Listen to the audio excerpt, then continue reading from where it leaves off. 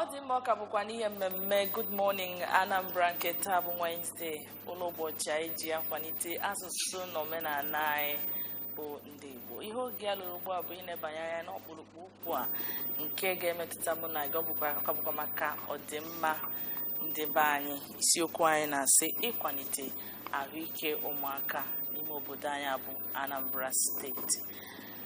Ahụike ka anyị si malụ ndụ bụ isi bụ afa ndị Igbo na-aba, bụrụkwa ihe nwere nghọta miri emi na ọ bụ onye nwere ahụike bụ onye na-adị ndụ. Anyị nwere ndị ọbịa sonyegolo anyị n'ụtụtụ a ka anyị wee nebanye anya n'isiokwu a nke na-ekwu ịkwalite ahụike n'obodo anyị bụ Anambra steeti. Onye mbụ anyị nwere bụ Oriakụ Nkechi Ọnwụvụnka. Ọ dị mma ịbụ onye na-afụ maka ndị ọgwụ mgbochi na Anambra steeti. Anyị na-anabata gị na-asị gị nnọọ rinne. Anyị nwekwazịrị dọkịta Chukwumanya Igwekwu, gị na-achịkọta maka World Health Organization n'ime obodo anyị bụ Anambra steeti. Anyị na-asị gị nnọọ rinne. Ọ dị mma mgbe anyị na-ekwu maka ịkwalite ahụike na ime obodo anyị bụ ahụike ụmụaka n'obodo anyị bụ Anambra steeti.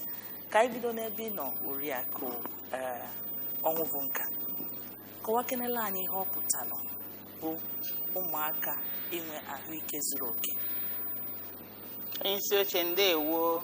Ndị be anyị, ọranaeze na-ege anyị ntị, ụtụtụ ọma nọ. Anyị bịa ka anyị na unu nọlịa ka anyị chịkọlata isi tụọ alụ ihe gbasara arụike, otu o metụkasịrị arụike ụmụaka, otu o metụkarịsị arụike ụmụaka dị na mgbe amụfa wee luo na agbata arụ 5. Unu ma na asị na onye nwere arụike bụ eze, na arụike bụ eze.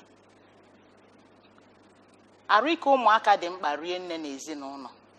Kedu ife mere o ji dị mkpa rie nne? Maka na mgbe ọbụla nwata nwere arụike, nne na nna na-enwe ike na-achụ ihe ha ji azụ ha. Ụkwụ fada atọ n'ụlọ ọgwụ, ụkwụ fada atọ ije gote ọgwụ, maọbụ ịkpọje ụlọ ọgwụ, maọbụ ị na admishọn, maọbụ ịṅụ ọbara, dipendị nke arụ ọkụ si dị. O wee dị ezigbote mkpa na nne na nna na ndị na-elekọta ụmụaka ga na-agbasi mbọ ike iji wee mee ka ụmụaka nwee arụike. Maka ụmụaka nwee arụike, ọṅụ ezuo oke n'ezinụlọ. Nne na nna obi adịghị ha mma, awa na-achụta ife eji azụfa. Kedu ife unu ga na-eme iji mee ka ụmụaka nwee arụike? Ebe anwa ma ka anyị negodo anya na ọtụtụ nsogbu ụmụaka dị n'agbata na-enwe. Dọkịta, ọ dị ka ọ gị ga-enyere anyị aka isi nọ arọ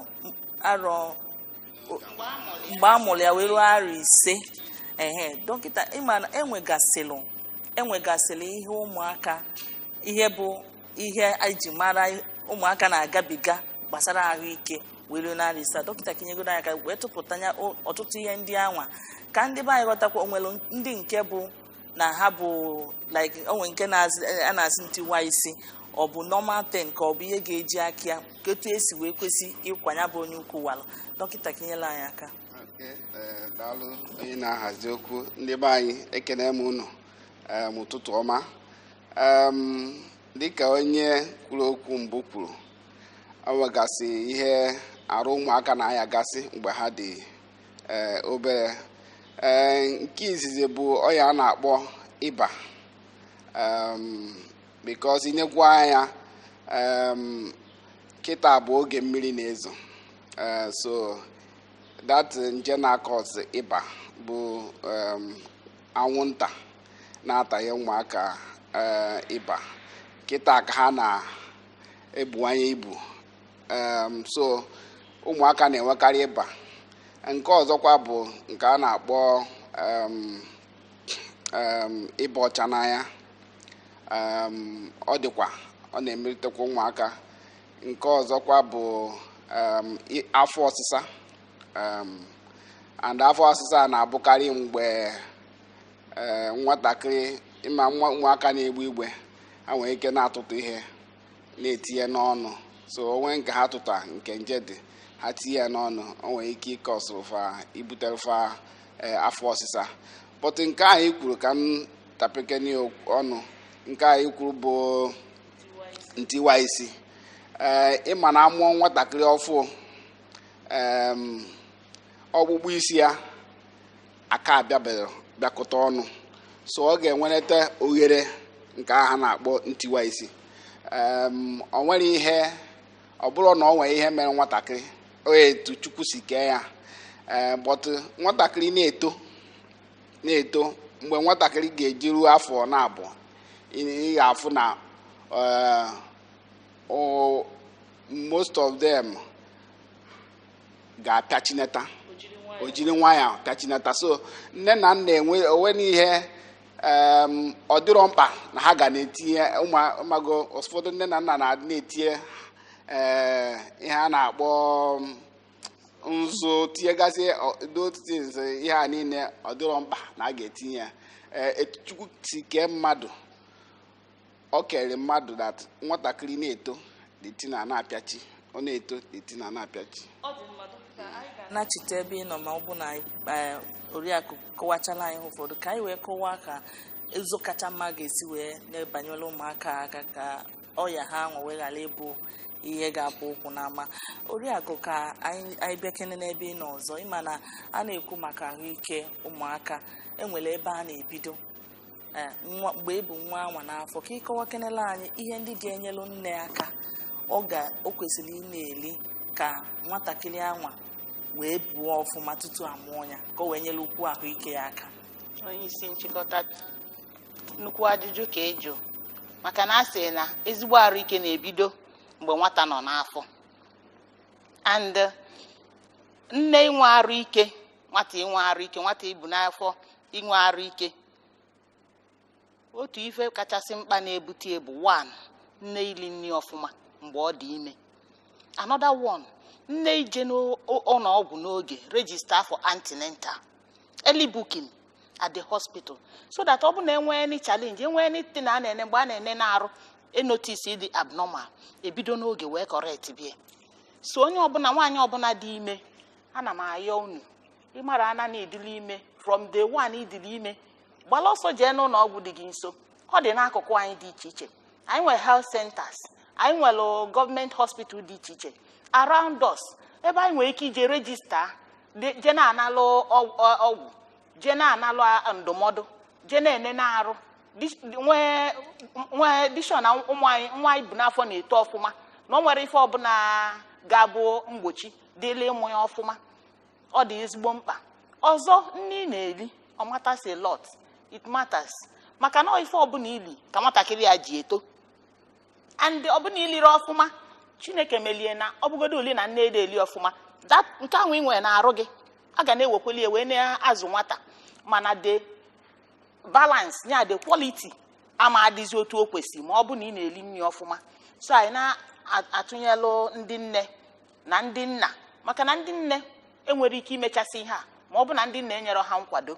Ndị nna ga-enye ha nkwado n'ime ka ego eji emie wee dị ọ kachasị nwaanyị na-enwere aka ọrụ bụ di ya na-eweta kwesịrị inye nkwado pụrụ iche ka o wee nwee ike na-eli ifegolu ya na nwaanyị dị ime abụrụ ifegolu ibie na-agụ ya. O nwere mgbe ọ ga-abụ ife pụrụ iche ga-agụ ya n'ezinụlọ o kwesịkwanụ mgbe anwa ọ gụrụ ya o si cheta ya nwa obele lie wee na-enyela onwe ya aka na-enyelu nwa obu n'aka afọ aka. Kedu ihe ọzọ ị kwesịrị ime? Mgbochi ọya dị iche iche nwere ike ibute nwaanyị iwe nwaanyị down n'afọ ime dịka ọya ịba dịka onye isi m si wee kwuo onye ọya ịba ada emelụ nwaanyị dị ime ebele faso na the most vulnerable group anyị na-akpachapụrụ anya n'ihe gbasatara arụ ike. Kedu n'ụzọ anyị si eme ya? Anyị na-eme ya na nwaanyị dị ime jere ana n'ụlọ ọgwụ register for antenatal anyị nye ofu net ụlọ mgbochi anwụnta ka ọ wee na-alarụ na ya ka anwụ isi ya letia maka na anwụ isi a na-ebute ọya ịba dịka ndị be anyị dị iche iche si wee malụgo maka anyị ejego so many churches mee advocacy and anyị amalụgo na ndị be anyị amalụgo na anwụ isi na-ebute ọya ịba na ọ bụrụ na atalụ granọt ma ọ na-elili nnekwu mmanụ ma ọ na-emele ife dị iche iche na anwụ isi once anwụ isi talụ mmadụ ọta nye ya bụ nje bụ ọya ịba ọkụtu onye. So ihe dị iche iche nwaanyị ga na-eme ọ ga na-akpachapụrụ onwe ya anya na-edebe onwe ya ọcha na-edebe ezinụlọ ya ọcha na-eli nri dị mma dị antenatal n'oge regista ịghọtago na-enwe ezumike ife a niile ga-enyeli ya aka nwa ebu n'afọ wee too ọfụma.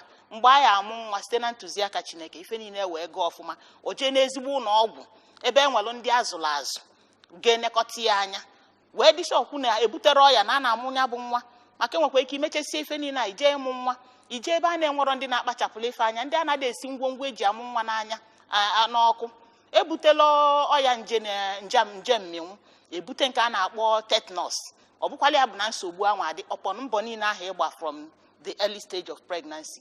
So ka anyị ga-anachite n'ebe ị nọ dọkịta, biko dịka anyị fụgasịrị ya bụ ọtụtụ nsogbu ụmụaka na-enwegasị, ka anyị inyekenela anyị aka, maka na ama m na ọ bụrụ n'ọgwụ anyị enye okenye ka anyị enye ụmụaka, ụzọ kachasị mma iji wee nekọta ụmụaka ma ọ bụ na ha nwee nsogbu dịgasị aṅa ka a wee nwee ike nekọta ya nke ọma. Daalụ na ajụjụ ị jụrụ. Ọmaka nke mbụ bụ na anyị nweziri ụdị ọya mgbochi dịgasị n'iche iche enwere ike ịgba ụmụaka, ọ nyere ha aka ha egbochie ụmụ ọya anaghị agasị. Nke mbụ bụ like ọya arụbara. Ịma na mgbe ochie ọtụtụ ụmụaka na-aya ọya arụbara na nke ndị oyibo na-akpọ measles. Anyị nwere ọgwụ mgbochi kịta ụmụaka na-agba na ha dị 9 months maka ọya arụbara. Abịakwazịa enwere ọtụtụ ọya dịkwa iche iche enwere ike iji ọgwụ mgbochi a wee gbochi, bido na mgbe a mụrụ nwatakịrị ọfụ. Ọ dị mma ịma na anyị nwere oriakụ ga-akọwatụla anyị maka ọrịa mgbochi a ọfụma, ya ọgwụ mgbochi a ọfụma, mana ebe m na-eneje anya bụ dịka na arụ ọkụ bịa mebe nwata, kedu ihe nne ga-eme mgbe anwa ka o wee nye aka ka arụ ike nwatakịrị a ghara ịda otu o siri kwesị, kama ka amara ha ga-eme ya ozugbo ka ahụike ya wee dịkwa otu o si kwesị ịdị na ọya ndị ọzọ gasị. Ihe mgbe ọbụla ahụ yawara nwatakịrị, nne na nna ga-agba mbọ ka ha duru nwatakịrị ahụ gaa n'ụlọ ọgwụ. Ha eje nechewe ka ahụ siwe ike bifo agawa ụlọ ọgwụ, because ọ nwere ike ha chewezie ọ dịzie mba. Anyị na-akwado nke ahụ maka na iwegodoro maka ahụ ọkụ, ọtụtụ ọnya dị iche iche nwere ike ibutere nwatakịrị ahụ ọkụ. So ọ dị mkpa na nwatakịrị ga-aga n'ụlọ ọgwụ ka enene ya ahụ mara ọnya nke bụ na-ebutere ya ahụ ọkụ. Maka ịba nwere ike nwere ike ibute ahụ ọkụ, ịba ọcha na ya nwere ike ibute ahụ ọkụ, arụbara nwere ike ibute ahụ ọkụ, njide obi nke a na-akpọ pneumonia nwere ike ibute ahụ ọkụ. But ọ bụrụ na ha agaghị ụlọ ọgwụ, o nwere etu a ga-ezi wee mara nke bụ nke, because ọgwụ ha niile dị iche iche. Ọ bụrụ ọgwụ aṅụrụ maka ịba malaria ka a na-aṅụ maka pneumonia. Mana nne notisie na nwatakịrị na-enwe ahụ ọkụ, ọ nwekwara ihe ọ ga-eme bifo ya agawa ụlọ ọgwụ. Nke mbụ, o nwere ike iji mmiri oyi ṅara aṅara wee fichie nwatakịrị ahụ ka ahụ ọkụ ya wee gbadata, o duziri nwatakịrị gaba ụlọ ọgwụ. Anyị we discourage mmadụ ije na chemist je gụrụ ọgwụ, maka ịmakwa ihe na-anya nwatakịrị na ọgwụ nke ị na-egote. Ọ bụgodu nọ malaria, before ebido itriti nwatakịrị for malaria, a ga-emegodo test, and enwego test nke a na-eme ya ozugbo, result apụta ozugbo nke a na-akpọ RDT, rapid diagnostic test. Alụpụ ha anaghị ntụtụ n'aka etest ya efu ya ma ya bụ malaria na-anya nwatakịrị. Ọ bụ na ya bụ malaria na-anya nwatakịrị, enyekwa nwatakịrị ahụ ọgwụ.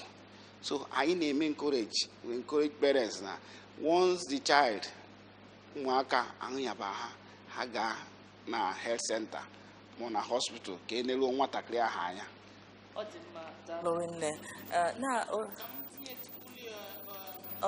ọnụ na ihe o kwuru, o kwutacha n'ihe niile, mana ọ bụkwa sọ chemist ka ndị nne na-eje.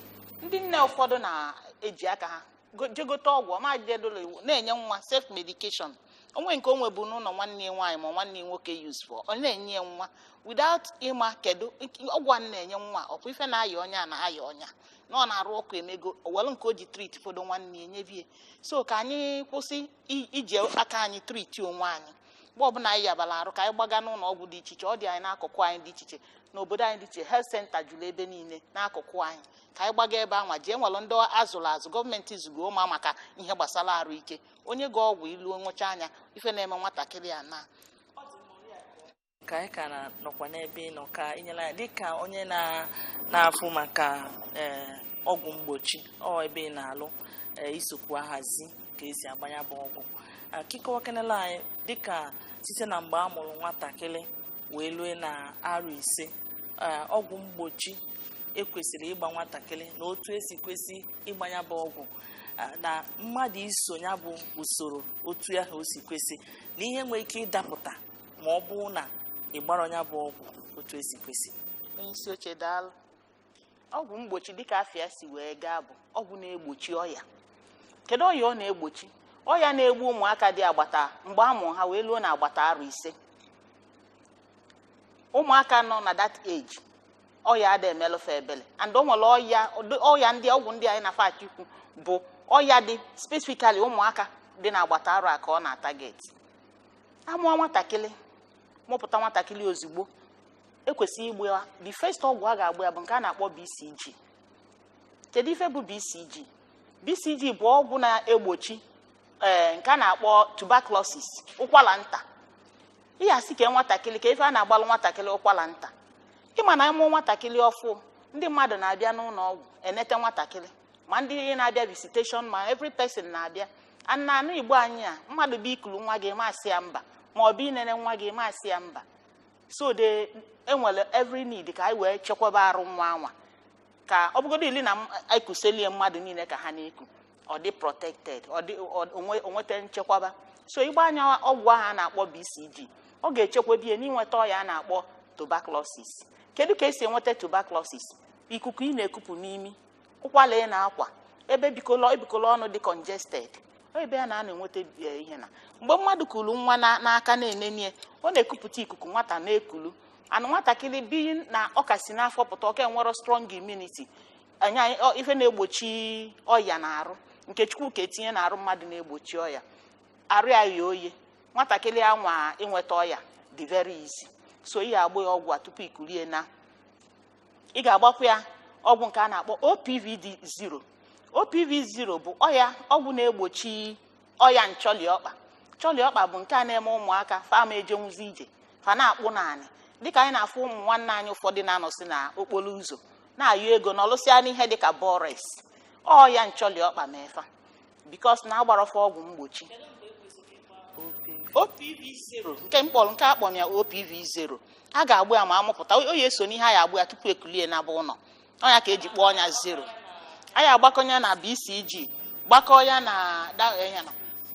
na Hep B nke a na-akpọ hepatitis B vaccine.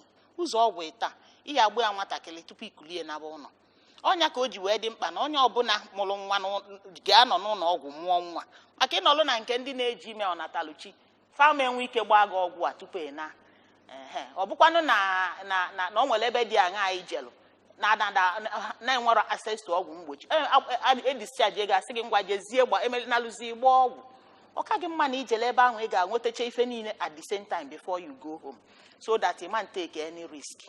Then oluo 6 weeks asị ndị nne kpọrọ nwatakịrị bịakwa ka anyị malụ ka unu dị. Kedu ife eji asị akpọrọ ya bịa ka enene nne arụ nene nwa arụ malụ ma fe na-etokwa dịka o si kwesị malụ ma akpa nwa nwaanyị ọ na-abanyekwa malụ ma akpa nwa nwaanyị ọ na-abanyekwa dịka o si wee kwu ka ọ mụsịrị nwa malụ ma nwatakịrị ọ na-etokwa dịka o kwesịrị.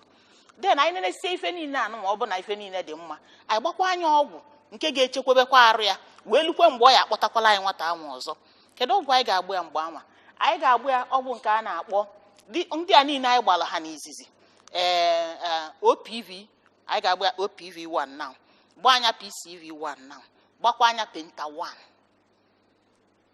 Penta1 bụ ọgwụ ofu ọgwụ ise dị n'ime ya. Ndị Igbo na-asị nkenke enyi na-achụ igwe enyi ọsọ. Pentamin ise, ọgwụ ise dị ya n'ime, mana ofu ọnụ injection. Kedu ọgwụ dị ya n'ime? Nke a na-akpọ whooping cough, ọ na-egbochie. Tetanus a kwuru okwu, ọ na-egbochi nke a na-akpọ diphtheria, ya nke na-aza n'onu, na-azachi ụmụaka ihe ha ji eku ume, suffocate them to death. Ọ na-egbochie nke HIBV ya human hemophilus influenza. Ọ na-egbochie. Ọ na-egbochikwa nke a na-akpọ hepatitis B. Pentacontain ofancha. Ọgwụ a so n'ọgwụ a ga-agbụ ya mgbe ahụ ọ ga-abịa 6 weeks. Anyị gbacha anya ọgwụ a nne kpọrọkwa ya na anyị echekwego arịa. Ndị mmadụ bịara anyị nwere nsogbu maka nwatakịrị enwego gịnị ife na-echekwa arịa. Then oluo na 10 weeks anyị sịkwa ha chiete ka anyị fụ ka nwatakịrị a dị. Ọ bịakwa ndị a niile bụ 1 anyị gba ha penta 1 anyị gba anya the second dose. Anyị gba anya the penta 1 anyị gba anya second dose, gba anya OPV second dose, gba anya HPV second dose. Anyị sịkwa na-echekwa efe arụ unu dị mma ngwa na-ananụ. Olukwa na 14 weeks. Olukwa na 14 weeks anyị sịkwa ha bịanụ ka anyị malụkwa ka unu mee. Ọnya bụ nwaanyị dị ime ọ sị na ha je 6 weeks, na anyị je 10 weeks, na anyị je 14 weeks, o jee 9 months, o wee conclude enya. Maka ọgwụ niile a na-ekwu a ga-akọmpliti tupu nwatakịrị eme ofu arọ. Ka dọkịta Batakene kịta anyela anyị aka na dịka ekwu na a ga-agbazu ọgwụ a otu o si kwesị. Dịka onye dọkịta oyibo, kedu ihe ga-eme ma ọ bụ na akpachapụrụ anya wee gbaa ọgwụ a otu esi kwesị ịgba ya? N'alụ ọzọ, ọ bụrụ na ọgwụ mgbochi anụ a ọ bụ na agbari etu esi wee kwesị na a ga-agbụ ya, ọtụtụ ihe ga-adapụtakwa. Nke izizi bụ na nchekwawa ọgwụ a kwesịrị inye nwatakịrị ọma nyechezi ya nchekwawa ahụ. Maka na etu esi rụọ ọgwụ a through research egosigo na ịgba nwatakịrị nke izizi ịgba ya nke mgbe ekwesịrị ịgba ya, na nke izizi ahụ ịgba ama alụchazi ọrụ ọfụma. Ya ga na-eche nke na-eso. Ọ bụrụ na ọ bịa ha mgbe ahụ, ọ dị ka ịma na nke izizi ahụ ga-agwụsị n'ahụ ya. Ọ gwụsịzi ya n'ahụ ya, ọya ahụ ga-enwe ike batakwa ọzọ. Ọya bụ ihe kachasị mkpa na nwatakịrị bido ha ana na o kwesịrị ịgbagidekwa ọgwụ ahụ tupu until 9 months. Ịma nke a na-agba 9 months bụ nke a na-akpọ measles, na-egbochi ọya arụbara, na yellow fever, na-egbochi ọya ịba ọcha n'anya. So agbachazịa nke ahụ na-abụ ịma na nwatakịrị adịgo ya na-akpọ protected fully. And ịmago na like ihe a na-akpọ pneumonia, enwere nje dị iche iche na-akpata pneumonia, and ọya nwa mee eji nwee n'ọgwụ mgbochi na-abụ enwere na-echekwawa ụmụaka maka pneumonia, because pneumonia so n'ihe na-egbukawa ụmụaka amụrụ ọfụ and ndị na-erubeghị afọ 5. Onye aka eji wepụta ọgwụ na-abụ that pentavalent vaccine and PCV na-egbochi pneumonia, na-egbochikwa nke a na-akpọ meningitis, ndị oyibo kpọrọ meningitis, ọnya na-emetụta mmadụ n'isi. So ọ dị mkpa na nne na nna ga-agba mbọ gaa maka ọnya mgbochi etu esi ọgwụ mgbochi etu esi kwuo na ha ga-aga. Ọtụtụ oge o nwere mgbe mmadụ ga-agbacha ọgwụ measles, emechaa measles eme nwatakịrị anwa. Na-ajụ ọ bụ na ọgwụ anwa alụrụ ọrụ, mana ọtụtụ oge o nwere ike o mee ya ọma mbuzi ibu. Kedu ihe kpatara nke a ga-eji wee mee? ebe nwatakịrị ahụ agbalị ya ọgwụ mgbochi maka measles? Yes, enwere ihe ga-akpata ya bụ ofu ịma na ọnya mgbochi measles ịgbọta ihe dịka ụmụaka na ofu narị like 100 children ịgbacha ha measles ihe dịka mmadụ 90 bụ ga-adị fully protected. That 10 nwere ike hapụ ịdị fully protected.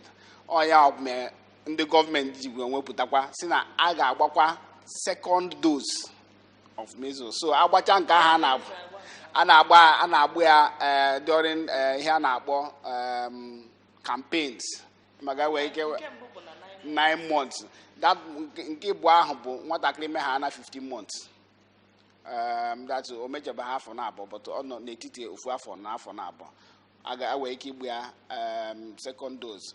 But a na-eme ihe dịka mass campaign like nke a na-asị akpọkọta everybody pụtawa ọgbọsọsọ ịga n'ụlọ ọgwụ a na-agbakwa ya ụmụaka for 9 months. Ọ bụgodị na ịgba the first one ị ga-enwekwa opportunity ịgbakwa the second one so that all that second one ga-protect every child 100%.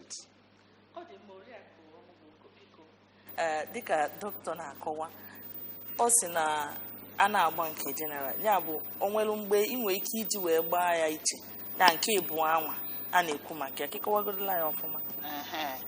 Tupu m gaa n'iru n'ajụjụ eju ma mma achọkwa ịkọwata ndị be anyị na Nigerian government and UNICEF and WHO has given us a second opportunity. They want to introduce enyego anyị ohere nke ugbo abụọ introduce second dose of measles into routine immunization. Routine immunization bụ nke a na-eje agba n'ụlọ ọgwụ. Ịghọtago? So ndị nne nwekwara ohere ịgbacha nke mbụ na 9 months ijekwakwa gbaa the second dose. Dịka doctors wee kwu tupu nwata eme arọ ebo ijekwa gbaa the second dose of that vaccine. That second dose ga-eme ọ bụ ole na nke izizi echekwatara arụ ya nke ebu anwa ya enwezi ike wee chekwata arụ ya. Then emebekwa campaign dịka anyị na-afa akwado ime NIPDS or any mass campaign na-emekwa ga-agbakwanya bụ ọgwụ mgbochi. You can still go and all ife niile a na-enye aka boost a child immunity, make immunity akwụlụ gengem ọ hapụ ịdaba n'ọya anwa anyị na-akaba arụ ka anyị gbochie. Kwadobe campaign kịta kedu mgbe unu na-akwado ya? Anyị na-akwado campaign na Saturday na-abịa 20th nke a na-eje n'ụlọ isi sekpu ntị campaign nke anyị na-eme bụ nke a na-atụ ọgwụ polio n'ọnụ ọgwụ ntụliọkpa. Ndị ọrụ anyị ya nọ n'ụlọ ọgwụ arụike dị iche iche ha ga na-agagharịkwa n'ụlọ ha ya ejekwe n'ụlọ akwụkwọ ha ya ejekwe na schools. Anyị wee were ohere a wee na-ayọ ndị nne ndị nna ndị niile ụmụaka na-elekọta ụmụaka biko ndị ọrụ anyị bịa nabata na ha tụọ ụmụaka ọgwụ. Isi na ọda akarị ọ nọ ọnọdụ ka otu mmadụ nọ inwe ike lisie rice tata ịmasị bikos na iligo rice tata na rice ama agụzi gị echi na arụ ga ama achọzi rice otu akwa ka ọ dị. So ọ bụ na anyị bịa ka panabata. Ọ dị mma. Anyị na-ekene ụnụ n'ụzọ pụrụ iche Oriakụ Nkechi Onwuvuka daalụrị nne maka ịbịa nọnyere anyị n'ụtụtụ a wee na-ekenekwa gị dọkịta Chukwumanya Igboekwu daalụrị nne maka isonyere anyị. Ọ dị mma ndị be anyị n'ebe a ka anyị na-adọbile ka anyị matakwa na ndụ bụ isi na ọ bụ onye nwere arụ ike na-adị ndụ ka ọ dị ndụ.